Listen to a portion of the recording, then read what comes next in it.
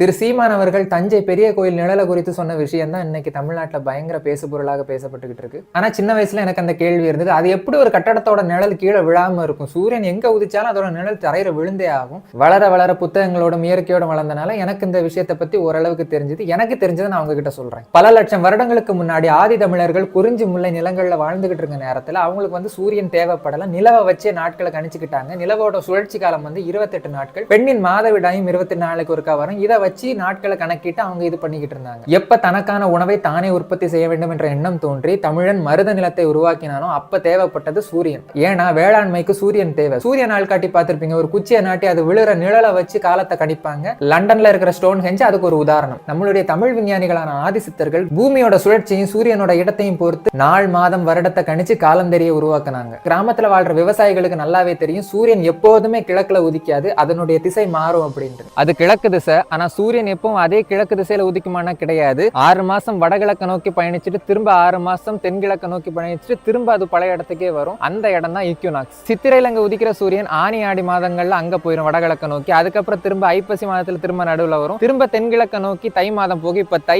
அதனாலதான் இங்க இருக்குது. அப்படியே திரும்ப இங்க சேர்ற இடம் தான் சித்திரை. இதுக்கு காரணம் பூமி சூரியனை நீள்வட்ட பாதையில சுத்தி வர்றது. 6 மாசம் வடக்கால உதிக்கும், 6 மாசம் தெற்கால உதிக்கும். இது சரியா வருடத்தில் 2 முறை நடுவுல அந்த ஈக்வினாக்ஸ்ல போகும். அதாவது உத்தராயணம்னு சொல்லுவாங்க. சரியா கிழக்கோட மைய புள்ளிக்கு சூரியன் வர அந்த நேரம் தான் சித்திரை 1. ஆனா இன்னைக்கு சித்திரை 1 நம்ம தப்பா கொண்டாடிட்டு இருக்கோம். நாள் தப்பி கிடக்குது. இதற்கு காரணம் இடையில் தமிழ் சமூகம் அயலினத்தவர்களால் சந்தித்த பல திணிப்புகளும் திரிபுகளும். தமிழ் தேசியம் வர அன்று இதெல்லாம் மாறும். அப்படி அந்த ஈக்வினாக்ஸ் நாள்ல சூரியன் உச்சிக்கு வரப்போ சூரியனோட கோணம் சரியா 90 டிகிரில இருக்கும். அந்த நேரத்துல நம்மளுடைய நிழல் நேரம் நம்ம காலுக்கடியில தான் விழும். கூகுள்ல ஜீரோ ஷேடோ டேன்னு அடிச்சு பாருங்களேன். இந்த ஈக்வினாக்ஸ் நடக்கிறப்ப எல்லா பொருளுடைய நிழலும் நட்ட குத்தர கீழே தான் விழும். இப்ப பெரிய கோயில் வரும். பெரிய கோயில் ஒரு ஆர்கிடெக்சர் ஒண்டர்னு சொல்லுவாங்க. கட்டுமான வியப்பு. அந்த கோபுரத்தோட அடிப்பக்கம் சரியா சதுரமா இருக்கும். அதுக்கு மேல பிரமிடு போன்ற 4 முனை கூம்பு, விமானத்துக்கு மேல வட்டமான ஒரு கல். இதுக்கு மேல உச்சியில 90 டிகிரில சூரியன் வரப்போ அதோட நிழல் தரையில விழாது. அந்த ஈக்வினாக்ஸ் நேரத்துல என்னுடைய தாத்தா சொல்லியிருக்காரு, மதுரையில சித்திரை 1 அப்போ அந்த உச்சிவெயில் நேரத்துல நிழல் விழுறதே தெரியாது, அப்படி நட்ட குத்துற இருக்கும் அப்படின்ட்டு.